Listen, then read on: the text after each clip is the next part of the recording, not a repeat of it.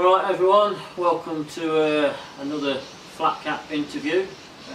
We're diversing a little bit here again. We've got Adelaide hip-hop artist SamPaul with us today, so we're going to look at another genre of music and see how it works and see if we can educate ourselves a little bit. So welcome to the show, mate. Thank you very much for having me.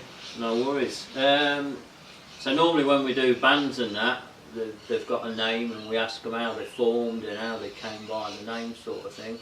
I don't know whether you've got sort of any background info you can sort of let us know how you got into the hip hop and how the band name came out, because I've got the EP which is here that you were talking about, yeah. And the name is SamPaul, spelt as in the person's name Sam and Paul, but it's also SamPaul. That's right, yes. So I don't know what the background is with that, or... Well, when I first started out, I used the name Hectic, which was a name that had sort of been given to me back when I used to do a lot of DJing with Fresh FM and things like that. I used to cut and scratch like dance music, house, that sort of stuff. But I used to do it like a hip-hop DJ, and one night this girl staggers up to me and she goes, "Oh man, you're so hectic." And from that day forth I was known as DJ Hectic. And so when I started kind of getting into the hip-hop more, I just the name sort of just stayed. And one day I was just sitting there just in the studio working on some music and editing and stuff, and like piecing together a beat basically, and I put some samples in there, and it was like an epiphany sort of thing. I was like, hey, SamPaul. And so it became the name that I decided to go with. I thought it was more appropriate. Hectic just was, as I said there, because it had flowed over, but SamPaul seemed more appropriate for hip hop. So just sort of went with it. And, yeah, no, that's good. That's good. At least there's a story. Some bands, it's like, oh, we all come up with their names, chucked it in a hat and pulled out, and that was it, you know. But that's a very democratic way of doing it. Yeah. So, how did you? Well, the scenario for me, I don't know whether you agree with it or not. Like my generation, punk was sort of anti-establishment when I was growing up, and in my eyes, and I don't know whether this is correct, I see like hip hop, if you like, as a different generation's punk to me. Do you think it's sort of anti-establishment in certain ways? I think it definitely has that element to it.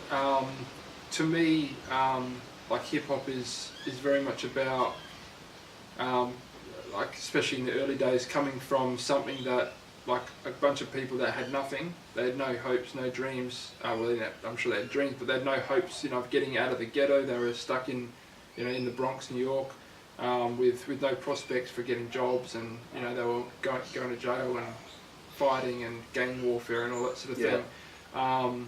And hip hop kind of gave them, I guess, another option.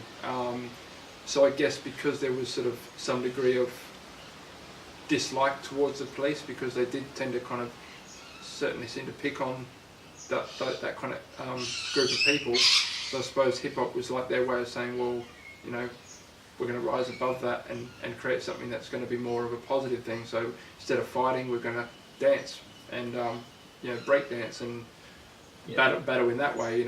Instead of selling drugs, we're going to make music and express ourselves in that way. So but I definitely can see some parallels to punk. I agree, because I mean, like when punk sort of arrived or turned up in the UK, when it became what it was, I mean, the UK was sort of on its feet at the time. There was strikes and a lot of unrest and stuff like that, and job prospects weren't too good at that time, so you sort of ended up doing whatever you could if you could get a job, and you stuck with it. But I felt like the punk music, and some great music came out at that time, came out because the kids couldn't get jobs, so it was a way of expressing themselves and stuff like that. Exactly. And that's why I sort of think the two, even though they're not the same, but the making or the way they came up is very, very similar. Definitely. I mean, there's also the other similarity too, where like, correct me if I'm wrong, but punk tended to be a very independent, do-it-yourself kind of thing. You know, like you'd form a band, you'd very DIY. Yeah, and hip hop for the most part is very similar. You know, like because it came from the Bronx, where they didn't have a lot of money, they didn't have necessarily the education musically.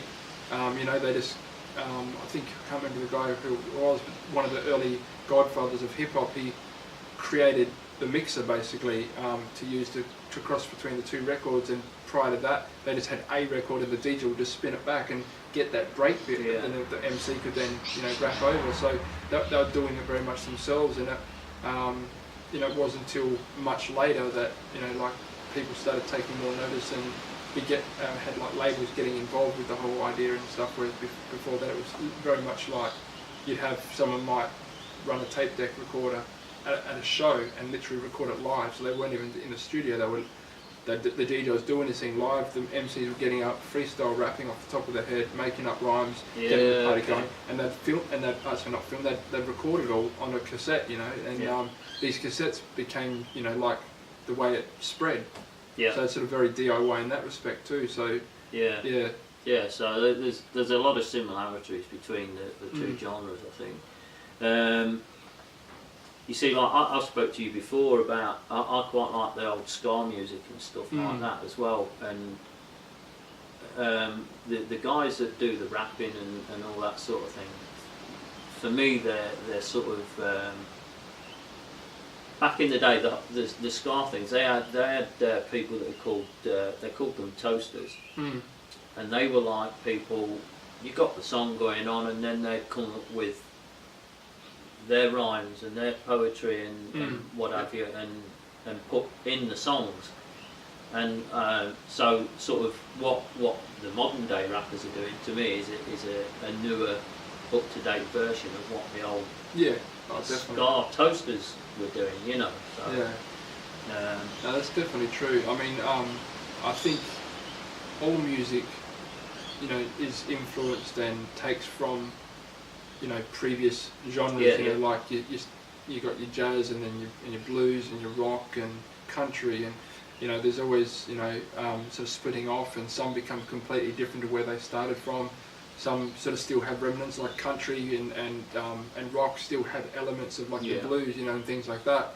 So they always take from and manipulate and change a little bit. Change it to the genre that they're in. I think when we did talk, I think I mentioned this quote, the one from Ice-T did a documentary called Something from Nothing, the Art of Rap, and in that he says hip hop didn't create anything, it recreated everything, because it took all these things like the toasting and, you know, the old soul and funk records, and they basically melded it all together and created this thing which was new, but at the same time it wasn't. It was like bits and pieces of what had come before. So you're exactly right. No. So I'll go back to the EP that SamPaul's done, because I've had a listen to this, and the rapping and the rhyming and your words and that in there, are they based on like personal experiences? Oh, most definitely. Most definitely. I always try to speak very personally, but at the same time I guess try to make it in a broad sense, so that if it's something that I've gone through, that writing the song might have helped me through, that someone listening to it can then go, oh, I've been through that, I'm not going through this alone, other people have gone through that. So I think if you don't draw from personal experience, you know, to a fair extent, people will just see through it and it will just come across as fake. And with hip hop, it's very steeped in this whole concept of real. It's got to be real, it can't be fake, and that's why in the past there's been artists that have, I guess, you know, been shunned because they're talking about stuff that they haven't lived, they haven't gone through, they don't know about, and while it may have, you know, like may have given them some degree of commercial success initially, once people realise that it's not their real life and there's holes in the stories and that, they quickly get shut down and shunned by the scene and that. So I always make a point, like every single one of the songs on there is all drawing from personal experience. Like This Is Me, for example, I speak a lot on just being myself and not Yeah. changing for other people, because growing up through high school I was picked on, I was bullied, I was teased, I had rocks thrown at me, you know, all this because I was, you know, maybe a little different to the other guys that I was going to school with, who ironically a lot of are now really good friends with, you know, like we got past it eventually, but you know, like, so for me to basically talk on something like that story is really important, because it just seems these days, especially these days now, like when you look at the Kardashians, that guy who had a sex change and became a woman, like, I've got nothing against that, but to me that sends a message to people that, well, if you've got the money and the means, you don't have to be who you were born to be. You can be whatever you want. You know, whereas I'd rather be whoever I am by building myself, learning myself, educating myself, and striving to be better in that respect, not just going under the knife or, you know, changing yourself to be whatever. I mean, I've had to listen to the words, and fair play to you. You know, you wear your heart on your sleeve when you the lyrics in it. They're very interesting, and I could feel through it. You know, which is probably what you want, the reaction. I mean, it's not. This sort of music isn't what I normally listen to, so I'm educating myself, and hopefully some of the viewers will maybe have a listen to it as well. You can do a little spin here. Where can they get it from? They can get it on my Bandcamp site, which is sampaulbeats.bandcamp.com. It's also available on Google Play, and there are a few, not many, but limited copies they can buy for $5. Plus delivery through. I've got one of them. So. Through facebook.com/SamPaul Official, which is my Facebook page. So. No worries. So go and check it out, guys. So what's next for you? What are you planning on doing? Well, at the moment I'm in the process of putting together a full-length album.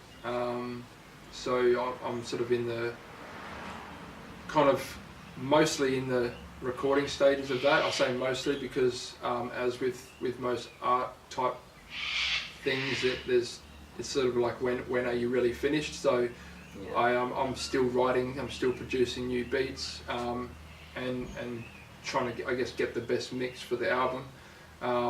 But for the most part, I've got 70% to 80% ready to record. I'm just in the process of recording that now. Actually, the song that we'll do later, Fall Down, is the first song from the album. And, okay, brilliant. So I'll almost give it like a bit a of little taste. exclusive for us. So nice give a bit of a taste for what's to come. That's good. It's I mean, that going by that, it's probably quite a lot different to the EP, but fundamentals are all there. It's just I guess, you know, learning, experiencing, growing. Always causes some change, and so the hope is what, next year sometime to... Next year, I was initially hoping this year, but as... Life gets in the way, doesn't it? Like John Lennon said, you know, life gets in the way when you're making other plans. So so it hasn't come quite as quickly, but I'm grateful for that, because it's helped me to grow as an artist. You know, like one thing I've struggled with when I've started working on another CD, because I've got a few, this is the first official SamPaul release, but I've got, I think, 3 CDs, 2 studio ones and 1 live one that I've done previous to that. And one thing I've often struggled with is I kind of find, particularly in the early stages of writing and producing, that it sounds just like album A, part B, something like that. Whereas what I'm finding now is that, yes, there were a few songs that I'd written in the early stages of the new album, which, just for incident's sake, is called Dark Before Dawn, that it was very similar to what's on the Chasing Stars EP, but as I'm progressing, I'm finding my footing, I'm finding my voice a lot better for what I want to say, and it's a progression from Chasing Stars. So the aim is, as you know, you'd expect, that the next album will be, you know, a step up, or maybe even 2 steps up from what you hear on that one. No, that sounds right. I mean, like bands, they you know, they start off probably not being able to play that well, but the more they get to play, the better people get, and obviously it's a natural progression, isn't it? You know? Right. No, that's good. So okay. So how does obviously you've got your lyrics and your your words and what have you, your rhymes and all that. Is there any hard and fast rule? Do you have a set of lyrics and then try and put the music to it, or music to the lyrics, or does it, you know, it's... Yeah, that's the age-old question, I think. Yeah. I guess particularly with hip-hop, because I've been involved in bands before, and quite often even the singer might come to the party with some sort of riff or some sort of idea musically, and so that gets kind of fleshed out, and then lyrics might get put. But like the band that I was in, they were called Gasoline. The singer would always have like sheets and sheets and sheets of lyrics. Yeah. But they might not be actual songs. They might look like a song on the outside, but then he'd pick and choose lines from different pages. And, yeah. Okay. You know, or he might just, you know, once the music's kind of starting to come together, start writing just to that. It all depends, and I guess that's the same with myself. Like, I'm always writing. Like, I'm a daily writer. I've got a wad of A4. The thought comes into your head, you need to write it down. Yeah, and I've got a diary. I've got like numerous different writing yeah. outlets. Basically, I've got my phone as well, which is a bit more new age. But yeah, whenever an idea comes, if it's just a line or a phrase or something, I'll just jot it down and yeah. But see where it can be incorporated. Yeah, but I do like the idea of making the music first. I find more often than not, when I write lyrics, when I have the lyrics already and then I make the music to go with it, I find there's a hell of a lot more rewrites of the lyrics to get it to flow over the beat better, and things like that. So I do prefer the process of making the beats first. Yeah.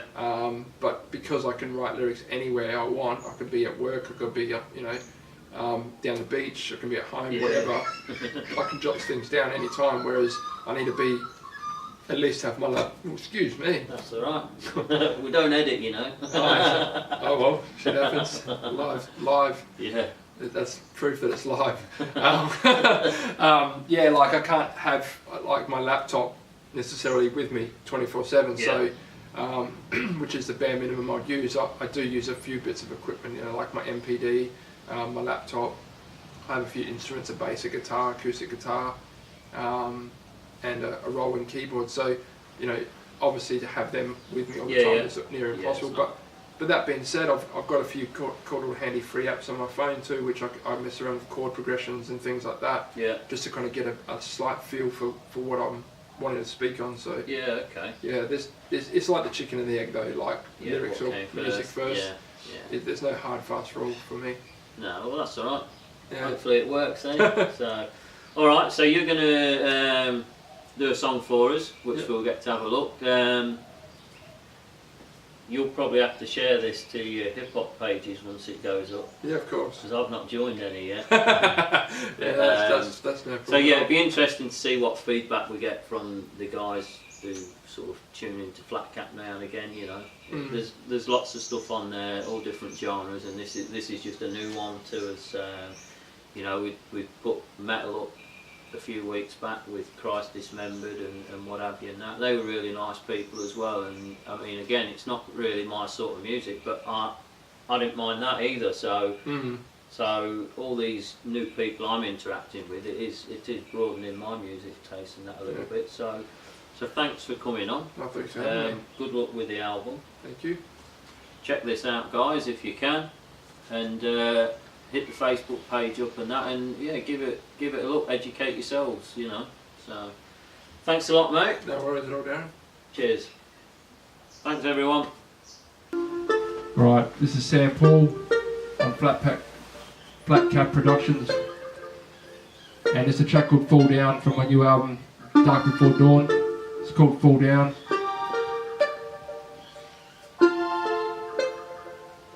It goes like this. We fall down, then we rise again. We fall down, with new size and strength. We fall down, and it's not bad luck. We're really down so that we can get up. We fall down, then we rise again. We fall down, with new size and strength. We fall down, and it's not bad luck. We're really down so that we can get up. Yeah, I'm tripping, I'm slipping, I'm falling down. Trying to get a grip, but I almost drowned. The water's dark, I fought with the sharks. Life has never been a walk in the park. In so deep that I can't get out of it. Did a lot of shit, but I've not been proud of it.